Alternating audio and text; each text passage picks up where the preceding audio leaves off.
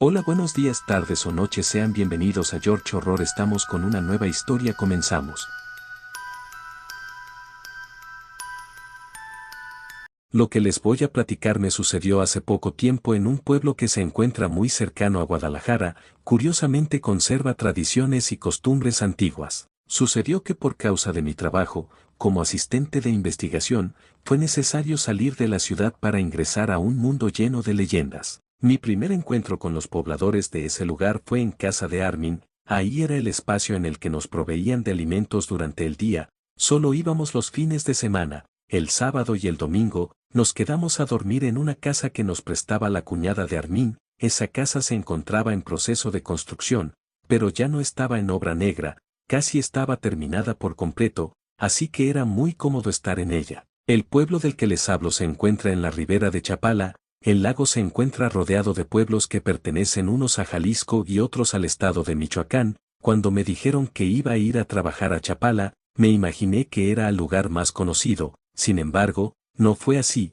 Antes de llegar a Chapala el conductor tomó una desviación, la cual nos llevó al pueblo que les comento. El poblado está constituido por pocas personas y sus casas se encuentran muy cerca del lago. La casa en la que nos instalamos se encuentra en una parte alta del cerro, así que desde ahí hay una vista magnífica, que permite ver como luciérnagas las luces de todos los pueblos cercanos. Después de terminar nuestra jornada del día, la cual consistía en visitar a los pobladores para realizar encuestas, nos reunimos en la casa. Por la noche me gustaba salir al balcón, por lo regular era después de las 11 de la noche, porque la jornada durante el día era larga, además había que avanzar la mayor parte de encuestas posibles en 2 días. Esa noche me salí a apreciar el lago de Chapala. No supe hasta qué hora me quedé en ese lugar, cuando escuché a lo lejos unas campanadas de un templo. Fue bastante extraño a esas horas de la noche escuchar el sonido de la campana con un timbre fúnebre, como si la llamada a misa fuera para un difunto. Después de 15 minutos se volvieron a escuchar, se escuchó la primera, la segunda y la tercera llamada para asistir a la misa. Pensé que formaba parte de las creencias del lugar. En el pequeño pueblo solo había un templo, pero cada poblado estaba cercano y cada uno de ellos contaba con una iglesia. Al menos, estaba seguro que las campanadas que escuché no eran del templo del pueblo en el que me encontraba. Me quedé por un rato más para ver qué más escuchaba, pero ya no sucedió nada y decidí irme a descansar. Al día siguiente, cuando estuvimos en la casa de Armin para el desayuno, le pregunté por qué había escuchado llamadas a misa en la medianoche. Los concurrentes me miraron sorprendidos cuando hice esta pregunta. La esposa de Armin me preguntó de qué parte había escuchado que venía ese sonido. Yo le respondí que no sabía con certeza, pero al menos estaba seguro de que no habían sido del templo del pueblo. Los lugareños me compartieron que se cree que en el fondo del lago hay otro pueblo que desapareció cuando el nivel del agua subió mucho, pero también existe la creencia de que fue hundido porque sus pobladores practicaban la brujería y los ritos malignos, así que cuando se escuchan las campanadas del templo a la medianoche, significa que alguien del pueblo va a morir, y su alma no va a poder irse al cielo, se la llevarán a otro lugar. Me quedé sorprendida de escuchar una versión tan peculiar de las campanadas del templo. No creí en todo el imaginario que ellos me dijeron. Lo que sí era cierto es que había escuchado el sonido fúnebre a la medianoche. Nos preparamos para comenzar la jornada laboral, olvidando el comentario y lo sucedido la noche anterior. Cuando bajamos al pueblo, había un grupo de personas que se encontraban reunidas afuera del templo. Mi compañero de trabajo y yo nos acercamos para saber lo que estaba aconteciendo. Un anciano se acercó a nosotros y nos dijo que don Serafín se había muerto. Por la noche se encontraba bien, pero al amanecer ya se encontraba en estado cadavérico. Nadie pudo saber con exactitud lo que le había ocurrido. Se les notaba que se encontraban muy alterados. Habían ido a buscar al párroco para que fuera a darles los óleos benditos, y de esta manera, su alma pudiera descansar en paz. En ese momento, me acordé del comentario de la mujer de Armin, respecto a escuchar las campanas fúnebres a medianoche. Incluso pensé que esa había sido la hora de la muerte de don Serafín. Me di cuenta de que me estaba dejando llevar por los comentarios que me habían hecho. Sin duda, era un hecho poco común o ocurrido, así que nos despedimos y nos dispusimos a visitar a la siguiente vivienda para poder entrevistarla. Fue complicado lograr conseguir la información pertinente respecto a la entrevista que tenía que realizar, porque las personas se encontraban inmersas en lo sucedido. no dejaban de hablar de lo acontecido, y del miedo que les daba escuchar de nuevo el repique de la campana de un templo que no conocen.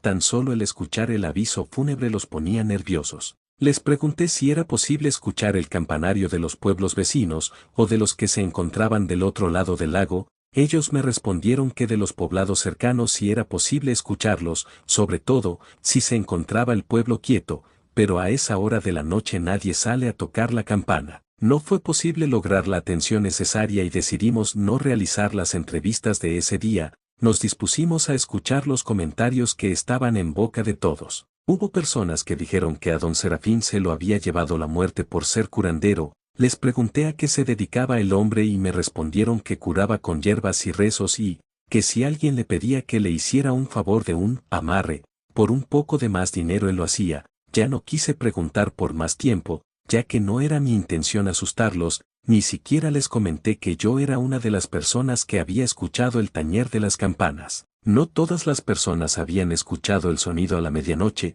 Quise pensar que no lo habían percibido porque ya se encontraban dormidas, así que preferí no pensar en ello. Esa tarde regresamos a Guadalajara consternados por lo sucedido. El siguiente fin de semana que fuimos de nuevo al pueblo, los ánimos estaban más tranquilos, ya nadie hablaba de lo acontecido el fin de semana anterior. Nos incorporamos de nuevo a nuestras actividades cotidianas. Por la noche, me salí de nuevo al balcón, pero en esta ocasión puse toda la atención necesaria ante cualquier acontecimiento extraño.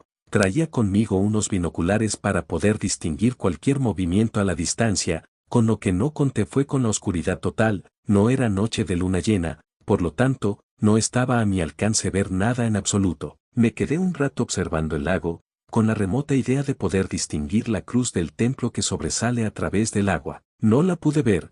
Después de un buen rato de encontrarme ahí, decidí irme a dormir. Al darme la vuelta alcancé a escuchar con claridad un murmullo que provenía del exterior de la casa. Me quedé un rato más para escuchar de nuevo aquel sonido. De nuevo escuché algunas palabras poco entendibles que se escucharon un poco más fuerte. En un principio, creí que podría ser algún poblador que estaba tomado, el cual no se daba cuenta dónde era el rumbo correcto a su casa. Sin embargo, me quedó una sensación extraña. Sin entenderlo de nuevo utilicé los binoculares, pero no pude ver nada. Lo que pude distinguir fue el ruido del agua cuando alguien se sumerge en ella. Corrí a decirle a mis compañeros de trabajo que alguien andaba en el lago. Era peligroso si esa persona se encontraba en estado de ebriedad, podría ahogarse. Ellos me dijeron que era mejor permanecer al interior de la casa. No conocíamos cuáles eran las costumbres del lugar. Además, para llegar hasta el lago era necesario bajar por un camino sumamente difícil. Era preferible esperar al día siguiente. Por la mañana, en cuanto me desperté, me incorporé para asomarme por la ventana si podía ver algo. Todo se encontraba en completa calma. El lago estaba de una tonalidad azul inigualable. A la hora del almuerzo comenzaron a comentar que tuviéramos cuidado. La noche anterior se habían escuchado ruidos inusuales muy cerca del lago. Probablemente era la muerte que de nuevo rondaba por el alma de alguna persona. Yo le comenté a Armin que había notado algo raro cerca del lago. Él me dijo que tuviera cuidado, que era mejor nos fuéramos temprano a la casa, con todo lo necesario para no salir por la noche. Armin me dijo que la mayoría de los pobladores saben de la existencia de algo que existe en el lago. Aquellas llamadas fúnebres en la medianoche fue el aviso de que él estaba cerca. Todo esto sucede porque alguien le pide un favor a ese ente, y él lo cumple, pero a cambio te pide el alma de un humano. Nunca han sabido por qué o para qué necesita llevarse a alguien. Lo cierto es que él toma la ofrenda y la sumerge al lago junto con él. Jamás se le vuelve a ver a esa persona que se lleva. Por lo general, prefiere que le entreguen el alma de un niño o de un joven. Armin terminó diciendo que era mejor mantenerse alejados del lago por la noche, para evitar cualquier accidente. Por un momento me pareció increíble la historia que contaba Armin. No entendía cómo podían creer en esa leyenda. Nos fuimos a trabajar y durante el día me olvidé del asunto. A nuestro regreso hacia la casa, era necesario caminar hasta el otro extremo del pueblo para poder llegar. Ese día se nos había hecho más tarde de lo normal. En el pueblo no había alumbrado público, así que cuando subimos por el cerro, este se encontraba en la oscuridad absoluta. Solo alcanzaba a llegar un poco de luz de las viviendas. Sin embargo, conforme avanzamos más la luz que emitían las casas se quedó atrás. Estábamos en el cerro en la completa oscuridad. Prendí la lámpara del celular para no dar un paso en falso y caer. Entre la vegetación escuché un ruido como si algún animal anduviera ahí. Les pregunté a mis compañeros si era posible que un animal silvestre estuviera escondido entre la maleza. Ellos me respondieron que sí. Continué la caminata con un poco de temor, porque escuchaba el crujir de las ramas a su paso. Parecía como si caminara hacia el mismo rumbo que nosotros. Aceleré el paso porque sentía que en cualquier momento algo podría abalanzarse sobre mí. Al llegar a la casa abrí de inmediato la reja, nos metimos con rapidez, cerré el cancel con candado, nos fuimos prácticamente corriendo hacia el interior de la vivienda, cerré la puerta con llave, y me asomé a la ventana. Pude ver cómo se movían los arbustos que se encontraban al exterior. Preferí ya no asomarme porque me encontraba muy nerviosa. Durante la noche pude escuchar ruidos extraños que provenían de afuera de la casa. Había mucho viento, el cual hacía que el agua del lago se moviera con más fuerza. Se alcanzaba a distinguir a lo lejos el choque del agua contra la tierra. El sueño poco a poco comenzó a vencerme. Dejé de escuchar esos sonidos, pero poco antes de que estuviera en un sueño profundo, oí de nuevo las campanas de un templo. De inmediato me incorporé para ver la hora. En efecto, eran las 12 de la noche. Otra vez se escuchó el sonido largo y profundo de las campanas.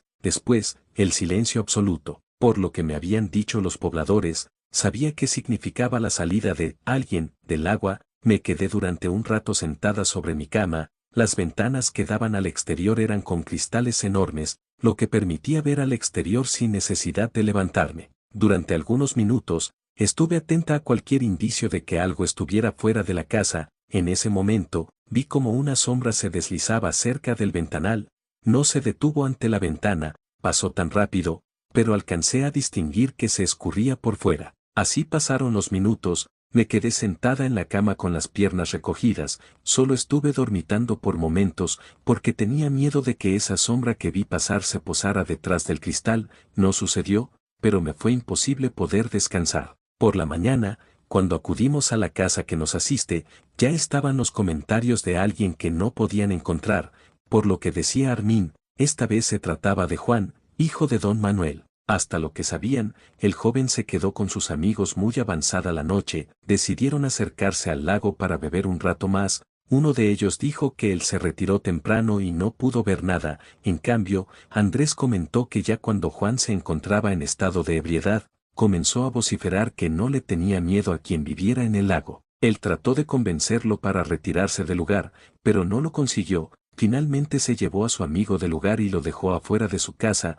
Así cada quien se retiró a descansar. Los padres de Juan afirmaron que su hijo nunca llegó a la casa. Lo estuvieron esperando hasta muy tarde, sin lograr que él entrara por la puerta. Ya casi para amanecer fueron a buscarlo a casa de sus amigos, pero ellos le dijeron que no sabían nada. Acudieron a buscar a los pescadores para que los ayudaran a encontrarlo. Quizás él se había regresado al lago después de que Andrés se retiró. Todos los pescadores cercanos dejaron sus actividades de pesca, comenzaron a buscarlo. Después de varias horas de búsqueda no encontraron nada, pero uno de ellos encontró un zapato de él. Fue cuando concluyeron que se había ahogado. Sin embargo, no encontraron el cuerpo. Todo el día se dedicó a la búsqueda de Juan, sin conseguirlo. Ya cuando el sol comenzaba a ocultarse, decidieron dar por finalizado el trabajo.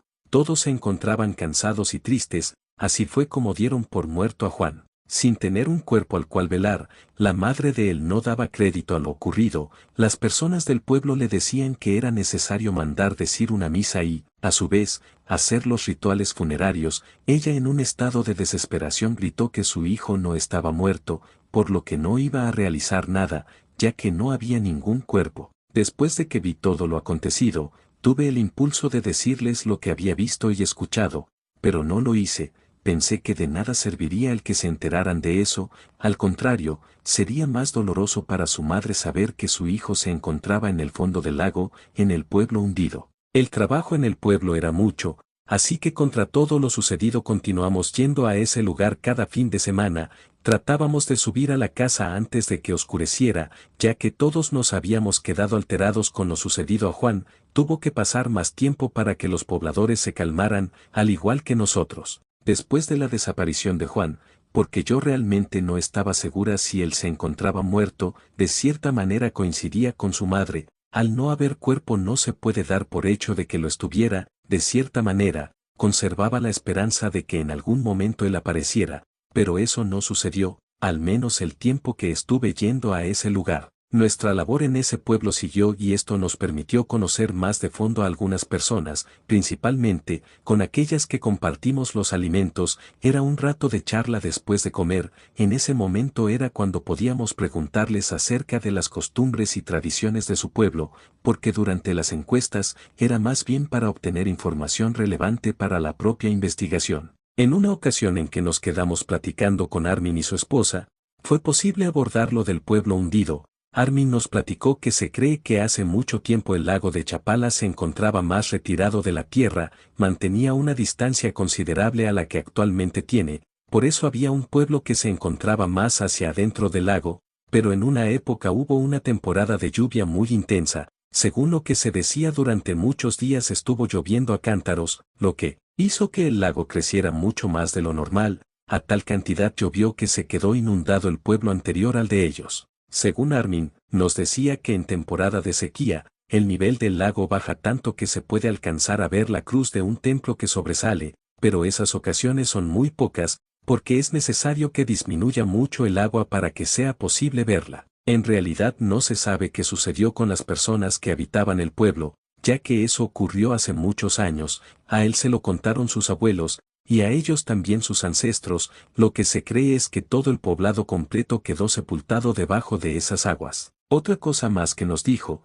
fue por la creencia de que sus habitantes hicieron un pacto maligno con un ser que habita dentro del agua, pocos son los que lo han visto, sobre todo los pescadores dicen que hay veces que en la madrugada se ve cuando un remolino de agua se dirige hacia ellos, en ocasiones se detiene y desaparece, en otras pasa de largo sin hacerles nada. Lo que sí cuentan es que se le puede pedir un favor y él lo hace a cambio de un alma, cualquier cosa que desees es posible conseguirla con la ayuda de ese ente, pero para poder contactarlo es necesario estar en lo muy profundo del lago a la medianoche para que él se aparezca. Hubo una vez en que un lugareño se desesperó por los escasos peces que conseguía, un día se fue a las 12 de la noche y le gritó al cham para que lo ayudara, él apareció y le dijo que iba a obtener lo que él necesitaba, pero a cambio quería a la primer persona que se apareciera en la orilla del lago, cuando él terminara de pescar. El pescador lo pensó por un momento, en eso recordó que todos los días que iba a la laguna a pescar, su perro es el que va a su encuentro, con aquella alegría de ver de nuevo a su amo, entonces el pescador aceptó el trato. Esa noche logró pescar más de lo que podía imaginar, se sentía contento y agradecido con el cham por su ayuda. Cuando iba de regreso hacia tierra firme recordó el trato que había hecho con él, su sorpresa fue muy grande cuando vio a la orilla del lago a su hijo el mayor, con señas desde la lancha le decía que se retirara de ahí, le movía con desesperación los brazos sin lograr conseguir que su hijo se fuera de la orilla. Cuando se acercó a la orilla del lago, le preguntó a su hijo qué rayos estaba haciendo ahí, si nunca le ha interesado pescar, él le respondió que su madre se sentía muy mal. Por eso fue a ayudarlo para que regresara más pronto. Con temor, el pescador le dijo a su hijo lo sucedido y lo mandó muy lejos con otro familiar. Durante el tiempo en que su hijo estuvo fuera no le sucedió nada, pasaron varios años hasta que el pescador tuvo confianza y le permitió regresar a su hijo. La primera vez que llegó él quería irse a bañar al lago, a lo que su padre le dijo que eso era lo único que le iba a prohibir, era mejor tener precauciones. Por la noche, cuando estaba el hijo del pescador bebiendo alcohol a la orilla del lago, a todos se les ocurrió meterse a nadar, el muchacho no dudó en hacerlo, a lo lejos comenzaron a escucharse las campanas de un templo, el joven ya no salió del lago, nunca se encontró su cuerpo. Después de que Armin me contó esta historia fue cuando pensé que quizás a Juan le había pasado lo mismo, pero de pronto caí en la cuenta que ya me estaba dejando llevar por todas las creencias de esa población. Terminamos nuestro trabajo en ese pueblo y nos fuimos del lugar, sin saber si lo ocurrido había sido un accidente o la probable existencia del Chan. Créditos a la página Relatos de Terror. El link estará en la descripción. Muchas gracias por dejarnos usar sus historias.